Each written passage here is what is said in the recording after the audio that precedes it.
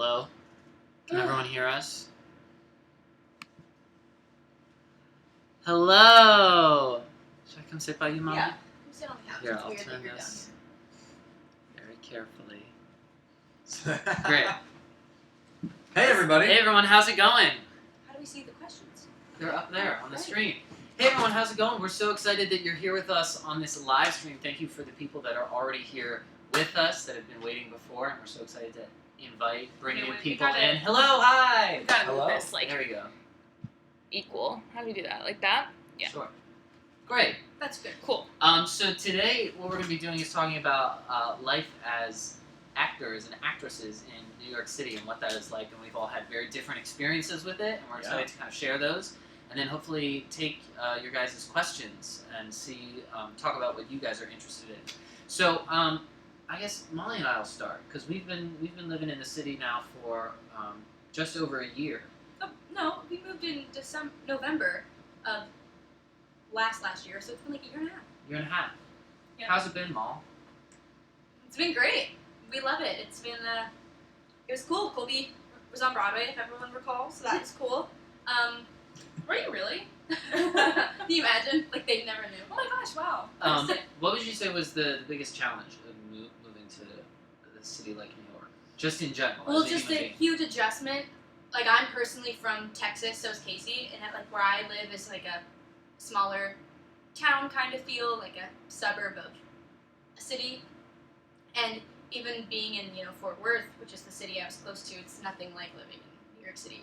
It's crazy, and you just have to adjust to a different lifestyle, to a fast-paced environment. You really have to juggle a lot at once, and I go to a lot of auditions. That's kind of what I've been doing for a year now, like really learning the ropes of NYC auditioning and figuring out my best foot forward and going in for stuff that's my type and trying to do that. So it's been way different than just when you live in a city and you go in for like the few theaters that are in your city. Yeah. What has been the best thing? Oh, and hello to all of our Caysi's mom.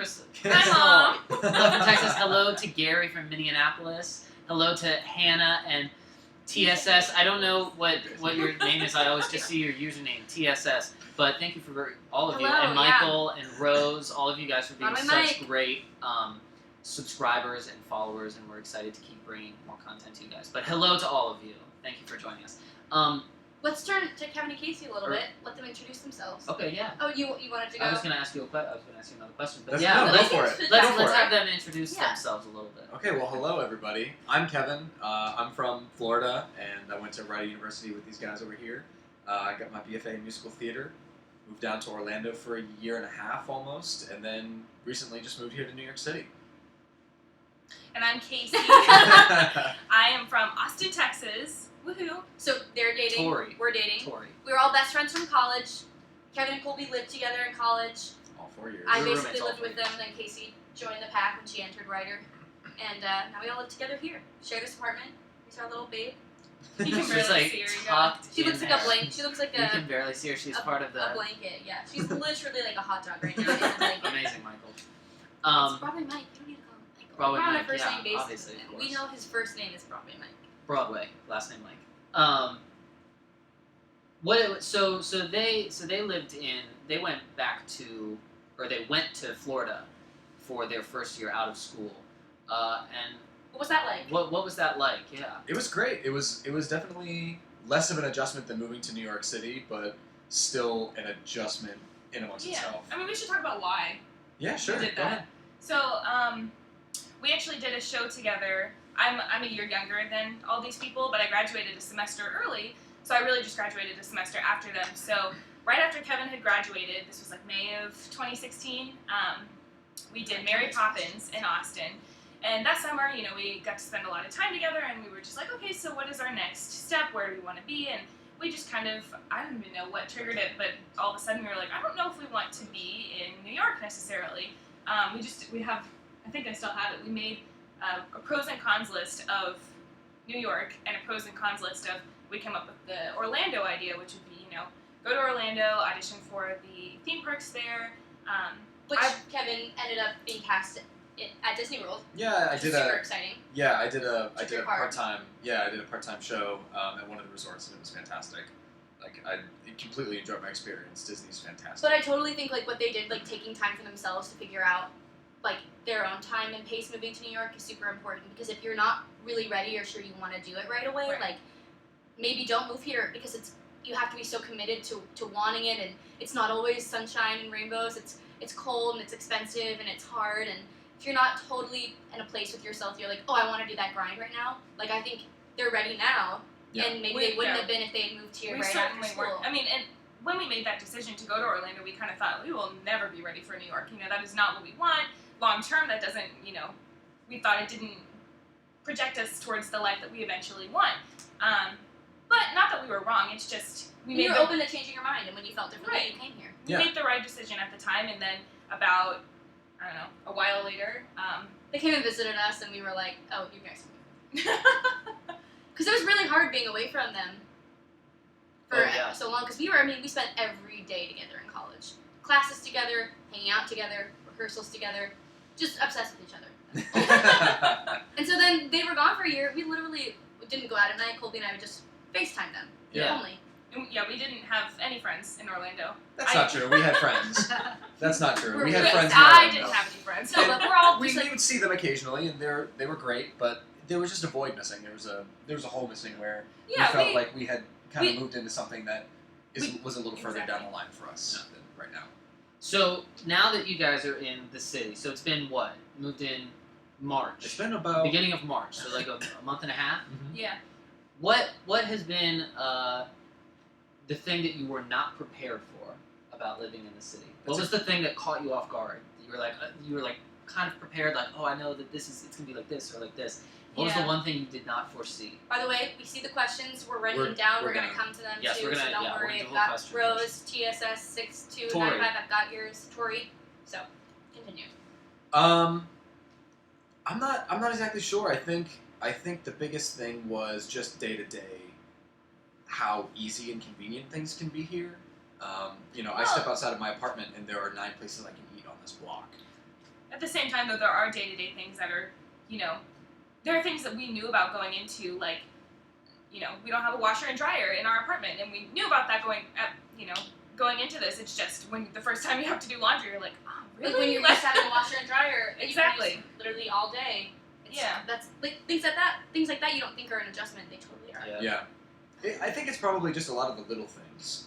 Grocery Jay also shopping. works at Disney World now and wants to do Broadway. Jay Adventures, yes, same. I work at Disney World now. Oh, and I want cool! to- Are you doing the parade at Magic Kingdom?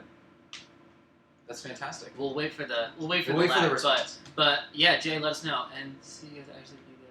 So let's address Oh, these awesome, questions too, Um, so we don't get too far behind. yeah, let's So talk about some questions. First question we just got was from Rose. She said, "How do you know what parts are your type? I auditioned for any part and still looking to get a part." Oh, okay. So I was kind of Type. touching on this before. Yeah, that's something I think we all really got a lot out of in college. When you're younger, or before you go to school, or before you really audition a lot professionally, you kind of just think, "Oh, I like this part. I want to go in for these parts." Right. But Or so you want to be the lead, no Yeah, matter you what want- it is. yeah. So it's really important to know like your strengths and what you look like plays a huge part in that, and your voice type and all that. Ruby, Let's Go hi! Bronx! So, Movie. so for me, like we can all touch on what we think our types are. I guess. Do you want to go first? Sure. Yeah, I'll kind of piggyback off of what you were saying, and Kevin and I actually we started a podcast, and Check it out. we're gonna start posting about that in a little bit. But the other day we filmed, or we recorded one, and we talked about college, and one of the things we touched on in our college experience was that we got to play a lot of parts that we wouldn't normally play in the real world. Absolutely. And my example was that we did Our Town while we were there, and I got to play Doc Gibbs, who was like the father figure, and clearly just not my type in a professional setting. You never right? be cast as like an older man. At least Yeah. right now. Right now, like in 30 years, maybe when I'm in my 50s, I would play Doc And that's something in Gibbs, right? school that's different from the real world. Exactly, Sure. exactly. There's And a so- limited pool of people. They're all the same age. If you're gonna do a show with any sort of age range, you just Yeah. gotta find people that can play the older parts. Yeah, exactly. So any place where you're like in school or whether you're in a maybe community theater where there's only a very small pool of people that they're going to pull from, type is a little trickier because they just need people to do the show, right? You know, there's only so many people that they can use. And I would cut in and say too, like, types are super different based on your abilities. Like, I would say you have a larger range of type just because you're equally as, like, you can be a dancer, you trained in that, and then you're an actor singer. Whereas, like, there's versatility. Yeah, and like I would say my type is pretty narrow. Like, I look like a young girl, and I'm an actor singer, and specifically kind of pop belt sounds. Like example for me, I go in for a lot of like young girls singing pop songs in shows. Absolutely. Like 15-year-olds. Like, I'm not going to go in for a show where I need to play a girl who's just come out of a divorce and is age 30 singing about her tough life, because no one's going to look at me and be like, believable. Sure. Whereas you go in for a lot of like younger guys. Absolutely. Yeah, so when you break out into like the real world or whatever that means, and you're competing with basically everyone that's auditioning for any show, whether it's regional theater, tours, Broadway, whatever it's going to be. Once you're kind of in the city, you're auditioning with everyone essentially, right? And so theaters and productions are able to be much more specific in who they cast, right? So I, again, would not play Doc Gibbs because they can find a 50-year-old actor that can actually play Doc Gibbs and has a similar, like, walk and talk and look to Doc Gibbs, right? So I think it's really important to be very self-aware about who you are. And yes, type a lot of times is about what you look like. So yes, boy, girl, right? That's like the initial breakdown. Young, old, right? Now a big thing is ethnicity as well, right? So, but then type is also, like Molly was saying, is a lot about your skill set, right? So maybe you're more of a dancer, which means you're going to go into certain calls, right? You're going to go in for more ensemble work rather than maybe leading roles. Exactly. And then same thing on the flip side, if you're more of a singer, right? You're not going to go to those dance calls, you're going to go into a But like, I'll say call. these three people are kind of a mix of all of them. Like, they all can dance far better than I can, and are also great actors and singers. So sometimes your pool is a little bit bigger, which is like super exciting too. So do you guys want to touch on that at all? Yeah. Yeah, I mean, definitely. I think that versatility plays a big part in what parts you can play. Obviously, This is like a good if podcast topic. yes, Type great and versatility. type and versatility. Remember it. Write it down. Writing this down. We're seeing your questions, You know, by the because way. Write them down. I like to say that when people ask me, like, so what do you do? Do you dance, sing, act? And I'd say, yeah, I do all three. And I'd like to say that I do all three pretty equal. So where that's concerned, it's, you know, I need to find roles that fit that. Right. You know, the role that I was doing at Walt Disney World, I did all three. And it was a role that I was able to kind of mesh exactly what I love to do in a role. And it's rare that you find that, but once you do, you find that niche and you hone in on it. And I think that's really important too. Yeah. I always want to be going in for the same shows, right? I want to be going in for the Oklahomas. I want to be going for the 42nd You know Streets. what I want to be going in for obviously right for the, yeah, As absolutely. much as like we all want to go in for the stuff that maybe is more of a stretch, but like, well, we know we can do it. It's like, oh, There's I'd a love time to for do that, that, but you know, if you know you're right for something, like, don't like put your best foot forward and go in for the things that you're obviously right for, even if they're things maybe that you don't want to do as much. But when you're really trying to start out, you just want to do the clear choices and get work. It can seem daunting, right? Like I was saying, that there are so many people in New York City, right? And there's so many different types of people and really talented people, which is great. But at the same time, don't look at it as there's so much competition, because there's also so much opportunity in New York. Yeah, and there's so many different shows. I'm just kind of skipping some of these questions. We'll go back, but this is kind of piggybacking off that. Someone said, like, how is it competing with like Broadway level actors when you're at these auditions? And the thing is, when you get here, you realize everyone's there for themselves, and you start to really in a good way. Like, it doesn't feel competitive in that way. You're not in the room with these people. It's not like American Idol or these TV shows that depict it as this competitive environment. Which is great this season. You walk in a room and it's a couple people sitting behind their computers and they're rooting for you, and you go in and it's a little different depending on like open calls versus private auditions. But basically everyone's kind of rooting for each other, and it's a lot more. The playing field feels pretty level too. Like if you're non-equity and you're in that wheelhouse, you're not really going against any Broadway actors because all those people are equity and going to the equity calls. So if you're equity, you know, you're probably going against the Broadway people, but you've got your equity points, so you deserve to be there, and that's how it feels. Yeah, at the end of the day, the answer to the type question is always going to be self-awareness, right? The better you know who you are as a person, what you look like, your skill set, and where you fit in to the realm of theater and the base of work that you are eligible for. The better you know that, and the more specific you can be, the better you set yourself up for success, because you can go in for the calls that you know you're exactly right for, and then at that point it's just a numbers game, right? When you're right for something, it's just a matter of finding the production that gives you that chance of this production that wants you instead of this person that got to be. It's just, and it's never about being the best, and that's what I think type is a double-edged sword, right? Because you're like, oh, this is my type, but at the same time you have to remember that it's not about skill set all the time.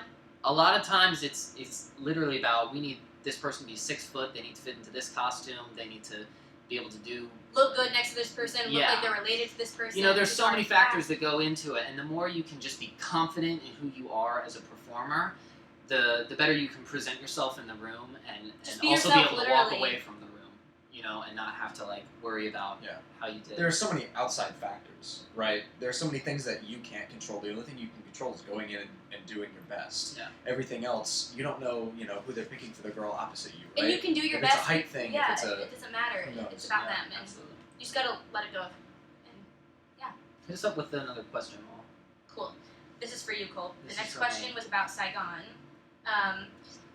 What's that? Tori wanted to know what the audition process for Saigon was and like how it was with callbacks and stuff. Yeah, so I had well, everyone in the cast of Saigon had very different audition processes. Because the creative team was from London, the span of time they were auditioning people was over like an entire year. So we started rehearsals in January of 2018, right, last year.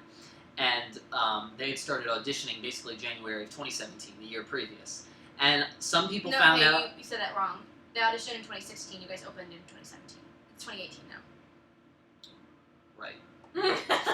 So they started auditioning in 2016, it opened in 2017. So that year, 2016, was the year they were auditioning. So some people in the show literally found out in January, February of 2016. And other people found out like 2 weeks before we started. 2012. But my personal experience was very different. I was in St. Louis at the time. I was doing shows at the Muni, and I sent in a self-tape for the understudy for Chris, and I sang Why God and Last Night of the World and Sun and Moon and all this stuff, and just sent it in. I did it in the hotel room I was staying at. And pretty janky quality video. pretty also janky. add. One day I'll release that video. 10 years from now. It's on a private cool. link on my YouTube channel. Rightfully One day. so. Rightfully so. But yeah, I sent that in and didn't hear anything back for a while, and then I was home in Virginia, and I was getting ready to go up to Connecticut to do Chasing Rainbows at Goodspeed. And I found out that I had a callback.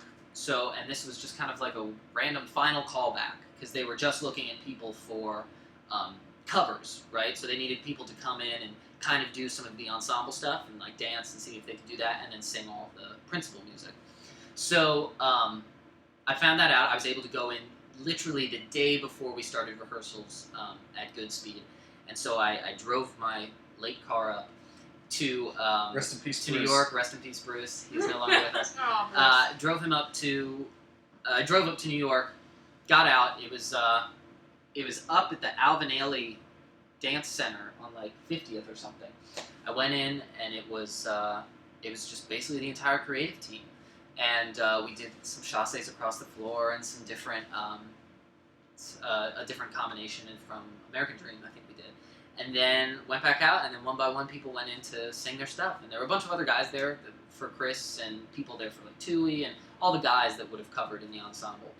And that was it. And then I didn't hear anything. And so I was in Connecticut for 3 months, and then partway through around like November or September maybe is when I found out that that I was going to be in the show. So it was very quick for me. A lot of other people in the show had like 7 callbacks and things like that, and we're going in and reading with people all the time.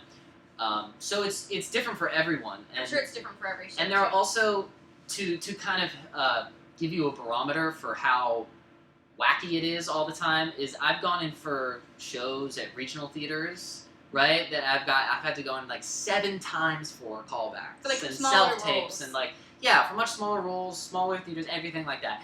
It's just different for every production and creative team, and depending on what they want, what they need, and what they need to see. That was my experience for Saigon. I don't know how normal that is. That it was so few callbacks, but I guess we'll have to see whoever gets the next. we'll have to Broadway see. show. We'll let you have to know see what whatever it's the next like. Broadway show between us is. We'll let Okay, you know. so great question. I hope that was The next a good question that we've kept track of so far is Hannah asked, I'm like elaborating, making it shorter, but you said, how are we like motivated to audition? And I don't know if you guys want to touch first since you're new here and how like that's probably like the biggest like obstacle you kind of face when you first get here is like Yeah, definitely. Caysi, take it away. Also, Jalisa loves your pants. Did you see? Jalisa, my girl. Jace, don't worry. We're gonna get to I us got all the moving to New questions York written City down. as well. Yeah, Sorry, we're We'll just get trying to everything. hit everything.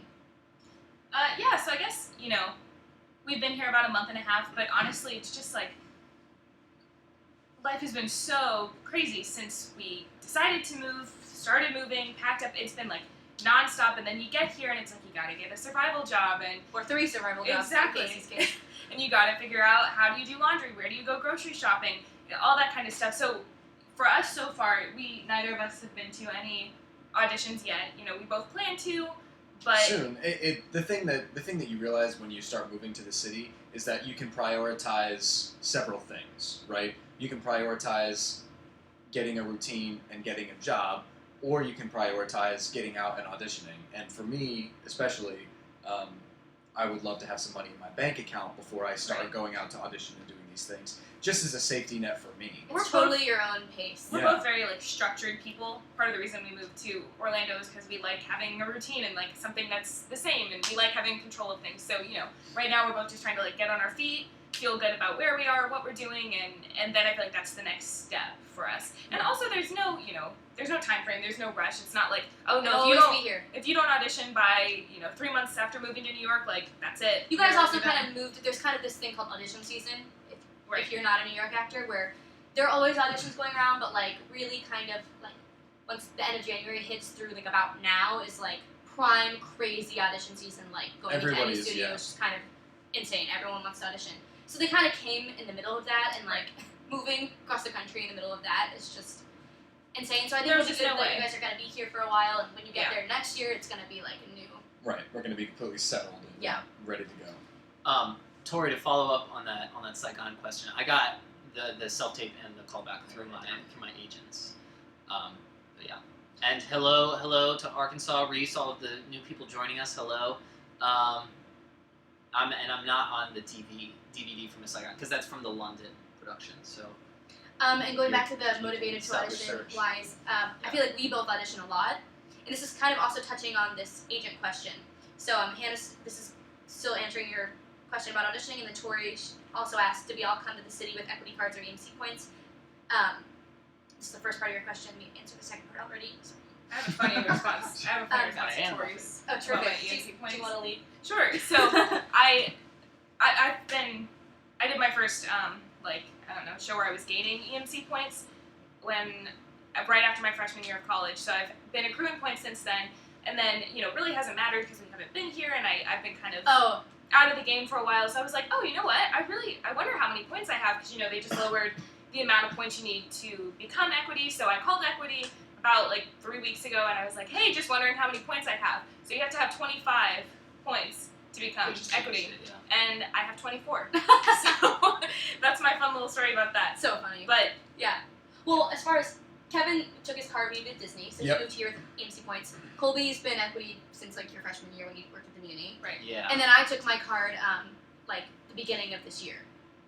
So I lived here, I did this whole last year of auditioning, not being equity, which I honestly kind of recommend. I think it's really good to like ease into that if you can. As far as my experience went, it was good to kind of like learn the ropes of auditioning and feel like I was on a little bit more of like a realistic playing field at first.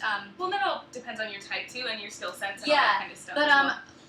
we also both have agents we got from our showcase, and that was also helpful being non-equity, being EMC, and not being equity, because when you have an agent, they can submit you directly for appointments, so you don't have to wait around at auditions, and so that was really good. But I was encouraged by my agent to take my card simply because they kind of think I go in for a lot of young roles, so I'm competing against a lot of kids oftentimes. So for me, kind of being equity is always a little bit of a plus, I think, because it's either like you got an equity adult who can play a 15-year-old, or you can get a real-life 15-year-old who's in high school and no experience. So it kind of worked out for me in that way.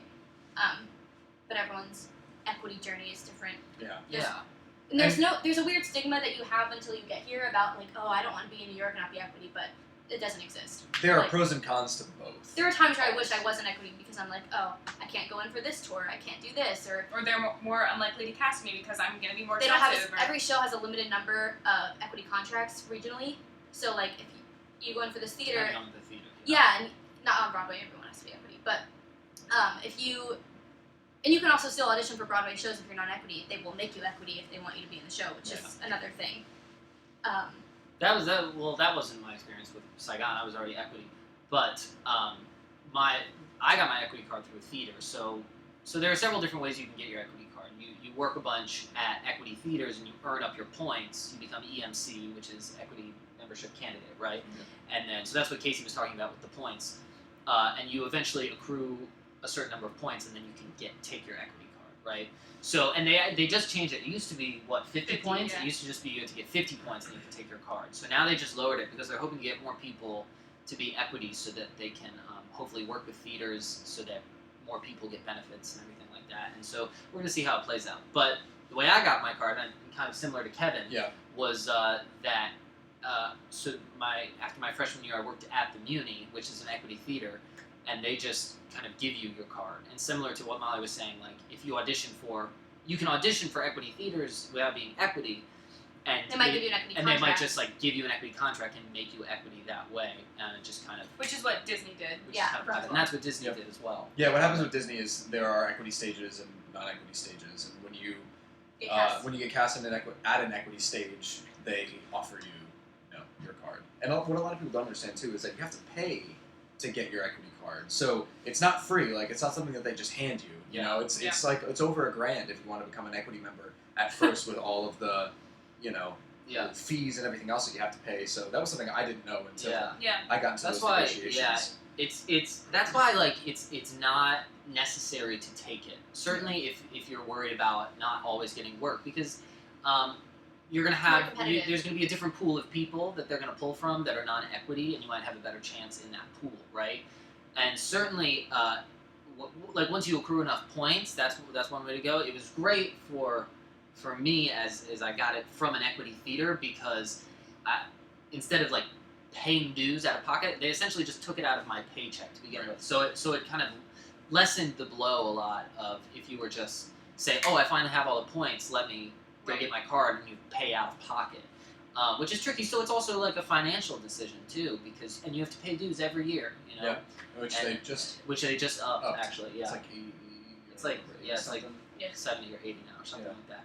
So it's your own pace, it's your own journey, and don't let anybody rush you. I mean, you'll have a feeling whether you think it's right or not to take your card. There are some people who are like well over the age of 50 doing incredible work who never take their cards because they work so often because they're non-equity. Because if you're really good and you stay non-ec, sometimes the pool of non-ec, there's some people in there who aren't as experienced. And if you're someone who has a lot of experience and you're competing against them, like you're gonna probably get the role 10 out of 10 because It's just a toss-up. Yeah. You just gotta do what's right for you. Self-awareness. So this is more of like a life question that we can all probably talk about. What are our day-to-day lives like in New York? Because a lot of the times we're not auditioning. Yeah, that is very true. So, someone start. Well, go for it? Yeah, sure. Yeah. Go for it. So, Molly and I do Pure Barre. Every morning. Not every morning. Most mornings. So we wake up and we make a pot of coffee And Tiny then, Curl. yeah, we go Tiny Curl. And then what? Then we normally come back, we shower. And we all have different kind of survival jobs and or, Colby And and if you guys Molly want to go touch on auditions that and stuff. too, Yeah. travel jobs, So when I was in Orlando, I was a full-time nanny. full time, Yeah. living at the house full time.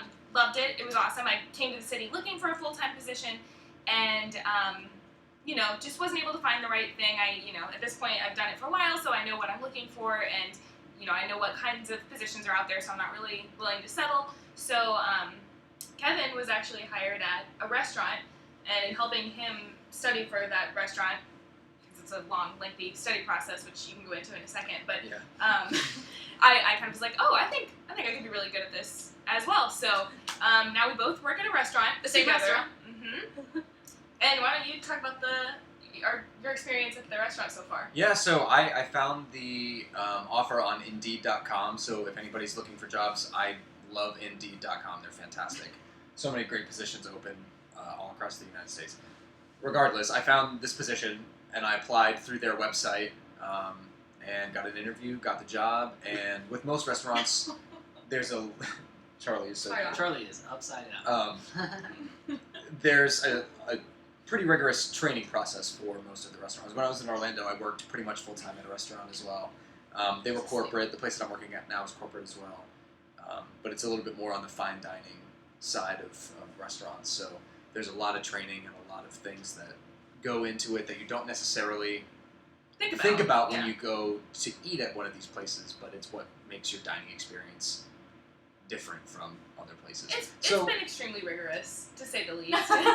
It's been a challenge and an adjustment for both of us. Well, and but- you've never worked in a restaurant job, Yeah. so that's also like another thing that's you don't realize how hard that's going to be when you go into a survival job in New York City and Yeah. like doing something you've never done before. It's a lot.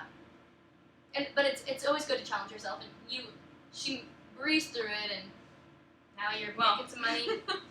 You did. Yeah, so I mean, daily life in New York City. I mean, I work a lot of nights, so I get home around midnight, 1 o'clock when I work. So my schedule's a little bit flipped from a lot of other people. Like Caysi and Molly wake up early to go to Pier Bar, and I sleep until 10, 11. Yeah, well, see, I stay up until 1 working at the restaurant as well, but I still wake up early, so. I can't. Casey's just better. Yeah. It's tricky because as an actor, your kind of roots are nomadic in a way, and Yeah. so you're going to auditions and they're always at different times and different times. If you have an appointment, that's great because you know a specific time, but you might Sometimes also you find have out to the go night to before. a casting call, so you're going to be somewhere all day or whatever. Find out about a callback the day of the callback. Yeah. And so Make for self-tapes. for me, like when I was doing Saigon, that was a very different schedule than what I have now, which is sitting around a lot of the time because I'm just going to auditions and trying to find what works out. So it's different for everyone, and the most important thing again is to try and almost build a schedule for yourself. If you have work, it's probably going to be like random. You're not going to work 9 to 5 every day, like most people, because you want to leave that time open for auditions, which is why a lot of actors are servers, because they can work at night. Yeah. I'm a nanny. And it's a part-time job, so the days that I work, I only work from like an after-school job. So I have an agent, so I often just tell my agent, like, when I got this job, I sent out an email and I was like, hey, I'm working now from 3 to 7 at night. So if you gotta send me in for something, like, please try and get me in like before 2:30, because that's the only in the morning through then is when I can go in for stuff. Right. And Molly and I have talked about too, because I have a part-time babysitting thing right now. We've talked about, in the off chance that, oh no, Molly has an audition, like if I'm free, then I She would. could cover for me or something. So Right. it's always nice to kind of have some backup friends, so you can be like, hey, help me out. Yeah. Or a job where you can call out or get someone to cover your shift, because Right. if you are making auditioning a priority, and if you do have an agent who's working for you and putting in that time for you, it's really kind of, you got to do your best to put that first. And that's something Right. that's been a lesson too, is when you have someone doing that for you, you can't just be like, oh, I can't go. You find a way to go because someone's helping you get these good auditions. But at the same time, it is a balancing act, because at the end of the day, you gotta pay rent. Yeah.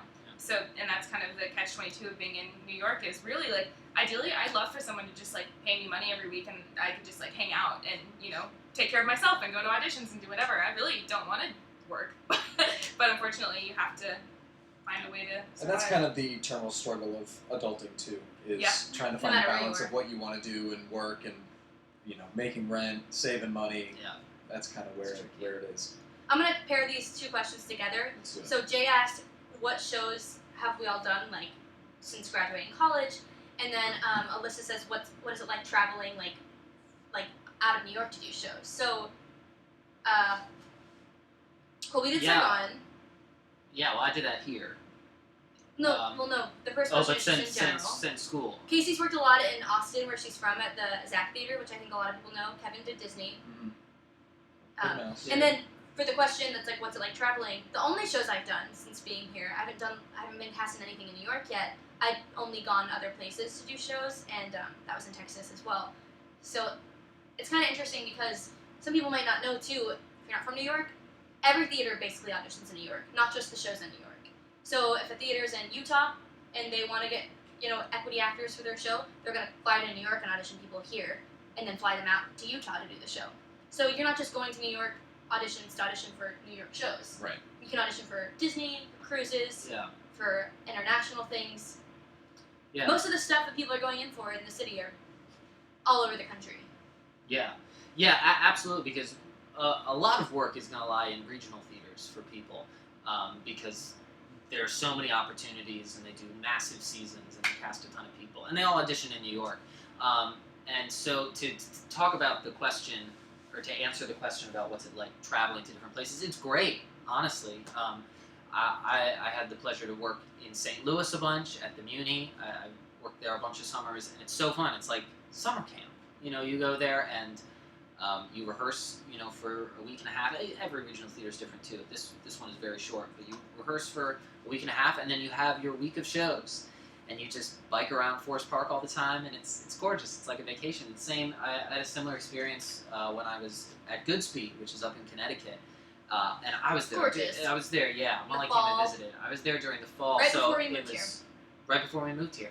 It was like August that I got there, so it was like the end of summer, and I watched all the seasons change. I did a time lapse out my window. I think it's up on my YouTube channel somewhere of like the leaves changing. But it's great. It's like mini vacations, and you kind of get paid to travel and everything like that. It's really fun. You gotta take what jobs you get. Yeah. Too. Like sometimes you get cast in a show that's in the middle of winter in the coldest place in the country, and you're gonna go because you need work. It's work. Yeah. For your You should resume. talk about like your summer stock experience, not full experiences, but where you would. I've spent a summer in Birmingham, Alabama, which was fantastic. I did that my freshman year. I spent time in Crossville, Tennessee, which is kind of in the middle of Knoxville and Nashville. It was we were up in the hill country. It was beautiful there. And where else? I spent a summer in Austin as well, which was a fantastic city. You just kind of become accustomed to all of these different places, and they become home in a way. I spent a long time in Tennessee. I was there for almost 4 months. I did 2 shows, and we ran them in rep, which means, in the morning we did Mary Poppins, and at night we would do Chorus Line. And then some people in the company would do chorus. They would do the matinee of Chorus Line. They do Mary Poppins at night, and then they also had a show in the morning. So some people were doing 3 shows a day. I mean, just you get these crazy schedules. Summer stock. I did summer stock too in what's it called? Catskills. Upstate New York. It's just every place is wildly different. Yeah, that's kind of like a through line of being an actor though. Like what we talked about, our daily lives schedule is always different. Every theater you go to is going to be different. Every audition you go to is going to be different, and it's just one of those things you got to learn to stay grounded in who you are and be able to kind of roll with the punches and what's going to come. I had great experiences at the regional theaters I went to, but I know a lot of it's also kind of a toss-up. Like depending on where the theater is, you might not enjoy the climate or the environment that you're in, and it's just part of the game. Sometimes you might really enjoy, like when Kevin and I did summer stock, we did a bunch of shows. Like I did 6 shows in my summer stock, and then Colby, would do 1 show at a time. And sometimes it's an incredible experience having to learn a million shows. Sometimes it's really rewarding to like dive into one and like do hardcore work. Because when you're learning 6 shows, you kind of have to skip some steps and just like get it.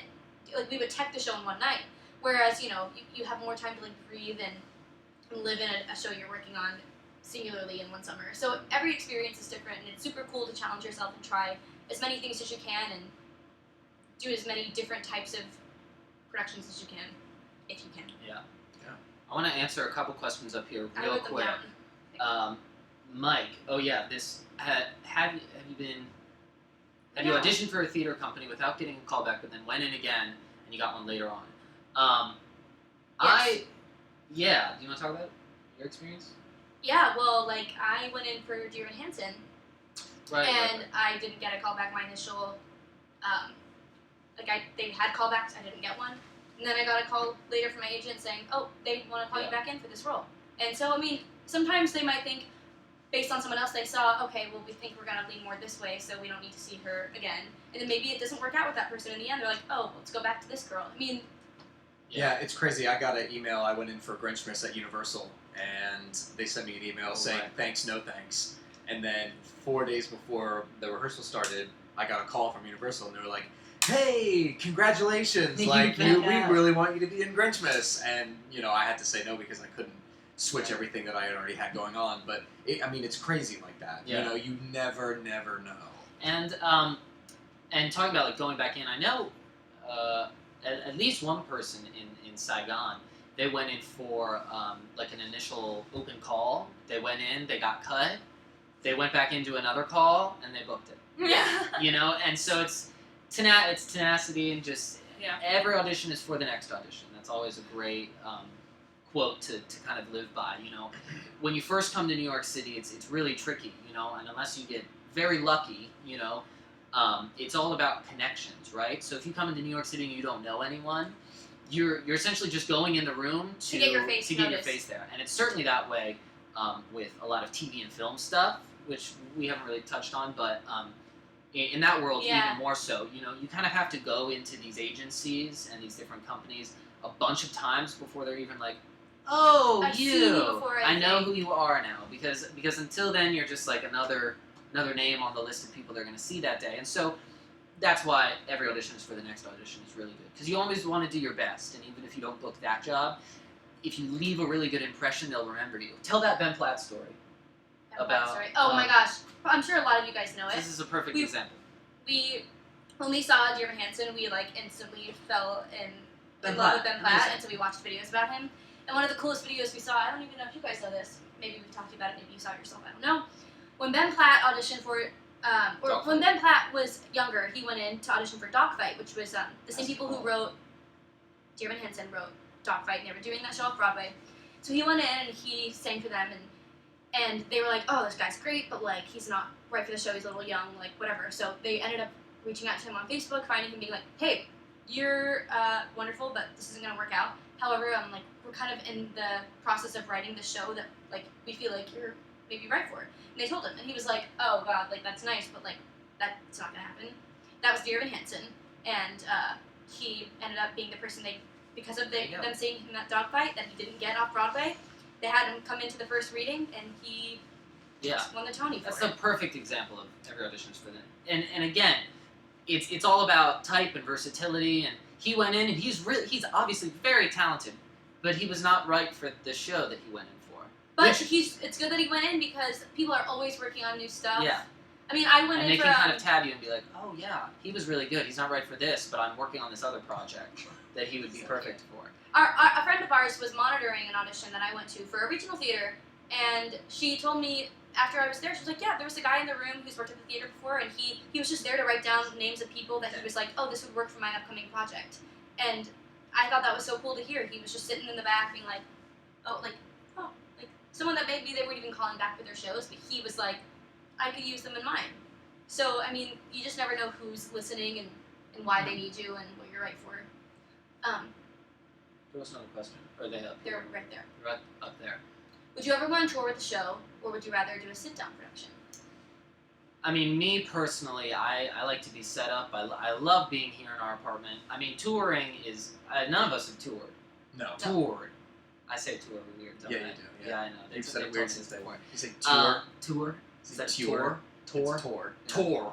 Tour. Go on tour. I think we all collectively would say, like, we would take a job anywhere doing anything that was right for our career path. Preference-wise, though, I'd rather. Yeah. I'd rather be set up. Preference-wise, I'd rather be... I think most people would. I mean, touring is great. Calm down. Yes, when you're young and you can travel and like if you can make it work financially, it's great. If you don't have to pay rent at a place, you can work it out. But otherwise, I mean, that's just a personal That was Julie's, preference by the way. Okay, Rose asked, this is a fun question. What are our favorite characters we've all played? It's fun because we've seen like seen videos of each other playing roles, as well as like embarrassing high school roles, as well as like we all went to college together and saw some stellarly good and bad performances. Well, I mean, I had a great time playing Chris in Saigon, but I think that was more just because, well, it's a great role, but it was also just because it was The scale of it. The scale of it, and it was Broadway, and it was awesome. But I think one of my favorite roles that I ever played was, well, I was gonna say Chad in All Shook Up, which we They're talked all about in on the it. podcast the other day. Awesome. That was really fun because of the Elvis music, and it was just like fun and goofy. But also, I got to play Frank in Merrily We Roll Along one year in college, and that was really fun. What about that great time, Colby? We were opposite each other our Yeah, senior year. Spring Awakening was fun too. Molly and I did Spring Awakening. You were and Melchior. that was great too. Melchior and Venla together. That was fun. We've gotten to play some good stuff. Mile. Favorite roles? Ooh, I don't know. Venla. Probably, I like playing Venla and Spring Awakening, but probably what takes the cake for me ever was when I was in high school my senior year. I was in a professional production of Anne Frank that ran for like a long time, Diary of Anne Frank. That was like my first time like playing a lead in like a pretty well scaled Dallas production with like all adult actors who knew what the heck they were doing, and it's like one of the things that like that story inspires me so much, and Anne Frank is like one of my heroes, so I would say that's probably my favorite thing ever. We all did a chorus line together too. I include Caysi in that because it was her freshman year and she was working backstage. And that was super fun doing that was fun too. Yeah. in college. Yeah. What about you? Please say The gospel soloist singer. and Red. Tell that story real quick. So there's a video of me on YouTube. I will not tell you where it is because you don't Her name is Caysi Dennis. Caysi Dennis. And How old were you? I was a freshman in high school, and I used to participate in a company called Kids Acting. There you go. And that Those tells are you all the anything. keywords you need to Yeah. find it. in Kids Austin, Acting. Texas. I'm sure like somebody's gonna have a connection with It's that. But the crazy riffing solo in Seasons of Love. yeah, so like This Would is you the describe gospel yourself soloist. as a The crazy gospel riffer, soloist. Caysi? I mean, I just Seasons at of the Love. time like all I could do was belt. I'm just loud. That's just who I am. So they just were like, oh, here. And so I was the gospel soloist in Rent, and that was really something, let me tell you. But in real life. My What's your my favorite show that I think I've ever done was All Shook Up, which I was a dancer in. It's so good. That You should writer. do it. It was so fun. But I think my favorite role that I've ever played was in high school. I played Millie in Thoroughly Modern Millie. Super lame, but like No, it's not lame. I loved it so much. It was like I would probably say Millie if I was good enough to play Millie, but I was it's never. like one of the best experiences of my life as well. So yeah. Okay, Mark. I think my favorite role, I played Mike in a chorus line, and that role was so fun.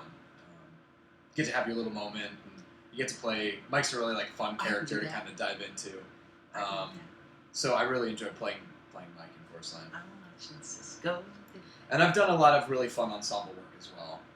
Oh yeah, ensemble. I've done a ton of shows and had a blast in the ensemble. Ensemble Like, is probably one of my honestly favorite some of the experiences ever in a show was in a show called Parade, and I was in the ensemble. And it was great- just great show. a phenomenal experience. Yeah, if it's a great production and you're with great people and you're enjoying what you're doing, like that's really all that matters. The role's really irrelevant. The role I did at Disney was really fun too. Do we have any embarrassing audition stories Yeah. that we look back on and We're laugh gonna, or we're gonna learn do from? this question and then maybe one more, and then we're gonna. Caleb, what's up? Say the question again. It's What was embarrassing it? audition stories. Anyone have any you can think of? Man. What did I do one time? I did something. I mean, else. anytime I walk in heels, it's just really not great. So- I would say I had there was a tap call that I don't know what it was. I walked into the audition room. It was early and it was while I was in college, and I could not pick anything up.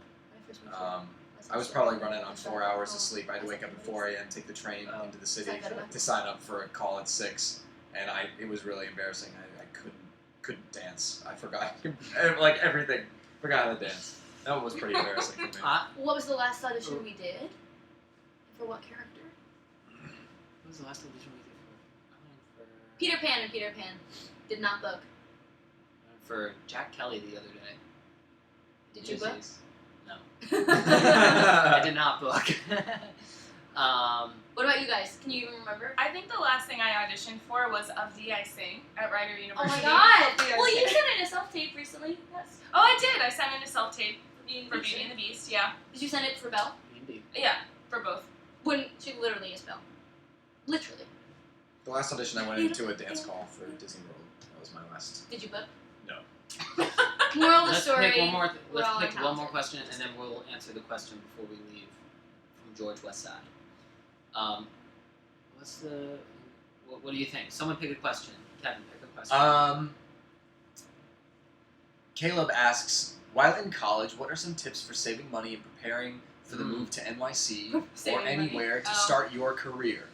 Well, Caleb. all we did was eat out, so I don't know. Caleb, Yeah. hello. Hope you're enjoying. Thank you for joining us. We weren't great at that in college. While I was in college, it was very hard for me to save money and to work at the same time. I was very busy. I had a strenuous schedule. However, I took a couple months off when I graduated. I did some summer stock in Austin, and then I went back home, lived with my parents, and my mom was watching Hi Mom. And yes, I still wore my Red Sox hat, which you hate. I went back and lived with them for a couple months, and I worked at a restaurant and just worked as much as I could and saved up as much money to move to Orlando as I possibly could. And I think that's a lot of people feel like they need to rush into moving right away, and I think it's super important to take your time and get the money and get the resources that you need so that you feel comfortable when you move. Just to have a safety net, Because you know. stuff happens. Like, I had actually come here with a nannying position lined up, and that unfortunately fell through. So, you know, like, if I hadn't had a safety net, I really don't know what would have happened, because, you know, I planned on having a job, and I was unemployed for about a month. Yeah. So, Yeah. I worked at Dunkin' before I moved here. That Yeah. was something I never thought I would Yeah. be able to I say. think- You gotta do what you gotta do to save up enough Yeah. money to move. Some of the best advice is just don't rush it. New York Yeah. City is always going to be here. Yes. You know, so yes, when you graduate, you're fresh and you want to go, but you also did, and I know a lot of people have different circumstances and everything like that, but a lot of people have student loans if you've gone to college or anything like that. It's just a matter of where you're at, trying to look at it and just go online and see what a New York City apartment might cost, right, monthly. If you have 3 months worth of expenses in the bank, you know, and maybe some possible job opportunities, I would say that's a minimum. But then I would say feel a little secure and a little more secure and go. Yeah. But I wouldn't just like hop on a Greyhound bus and come here Yeah. right away without the stories preparation. of you know, coming here with $10 in a suitcase, like, that just doesn't Those work out for are you. stories Yeah. that only work out for like Patti LuPone. So Yeah, just as frugally as you can live, you know, and treat we're yourself still when you doing need to. that. Like Yeah. let yourself have some things that you need to have for your own mental happiness, but you know, don't move here unless you're ready to live a little frugally and simply. Yes. Absolutely. It's just Time's Time's up. Yeah. Thank you guys. Thank you I have so yet to say much. thank you so much for joining us. Yes. We're it's so fun. excited to start doing more of these. We're gonna try and do a live stream once a week. We're gonna pick like different topics, maybe. You can suggest topics to us. Yeah, if you have Yeah, any please. suggestions. Media. Leave them down in the comments. Yeah, I think this video will be put up. It'll be like archived in the live streams, and just comment on it, and or if you put up a chat real quick of what you liked or what you would like to see more of, or just message us on Instagram Social or media, yeah, we're social always here. media. I'm sure we'll find more YouTube videos. You'll find more YouTube videos that I'll put up more to come. Be on the lookout for Kevin and I, our podcast we talked a little bit about earlier. But we're going to. Oh, you guys are all so sweet. You guys, Thanks, it's guys. so nice to see that. But Kevin and I are starting a podcast, and we have one episode ready to go. It's going to be put up. I think tomorrow we're going to put it up. But it's like a lengthy bit of content, right? And it's just the audio right now. We're trying to figure out what we're doing with it still. So let us know when you take a listen. Let us know if you want to see video, if you want to Leave see us talk comments. about different topics. You know, leave comments down and share it and let us know if you need anything from us. Like, if you really need us to talk about something or this or that, we'll work it into the podcast. Yeah, like I said earlier, I was like, we started talking about like type or something like that. I was like, that's a great podcast. Yeah, we're always doing that. Like, you can tell, like, we have a lot to say, and we would love to go into these questions and answer questions all the time. It's already been an hour. It's crazy. It's already been an hour, and we've barely scratched the surface. You know, and so we're excited to. I hope what you guys got out of this was that you're not alone. We all are going through ups and downs in auditioning. It's successful. Sometimes it's not. Yeah, it's not all glamorous. Sometimes you feel like you want to quit. You don't want to do it. You don't feel talented. Like, everyone goes through it. Yep. We're all doing it together. It's one big family of theater people throughout the world. Yeah, we want to create a community here where people like us, we have our own support system, right? And we're very fortunate for that. And we know a lot of people out there. The reason like they don't make it through. They don't have that. They don't have the. And we want to be that for you guys too. Right, they don't have that. Yeah, so we want to be that for you guys, and we want to share our experiences. We want to hear your stories, and just keep kind of going back and forth and get the community going. Absolutely. Because that's success. You know, working with great people is success. That's a Che Rivera quote or something like that. I don't know. Thanks, Mom. Full of quotes, Michael right? Scott. Michael Scott. To Crystal. thank you guys, and thank you. Yeah, all these are so nice. You guys sang so much, so many nice things. I think coming up, look out for the podcast tomorrow. We'll post it on YouTube, and there'll be a video explaining like what's going on with that. Otherwise, I think we're gonna try and do another one of these live streams. It'll probably be next week as well, probably like Friday or something like that. But stay on the lookout for that. Tell your friends, share. We want to build the community, and otherwise, I'm trying to think of. Yeah, that's it. That's we're about good. it. Yeah. Thanks everybody for watching. Thanks Thank you guys so much. so much. Again, leave comments if you have any ideas. Message us. If you missed anything that we said, if you like, this will be posted again. You can skim through to the answer that you want to hear or whatever. If you didn't get your question answered, if you think of something else, like we're all on Instagram. You can DM anyone. Twitter. We'll put our Instagram handles somewhere. Because we're new, so we're new. Yeah. Find them. Thank you guys so much. Thanks everybody. And we will see you next time. Bye guys. I think it went well.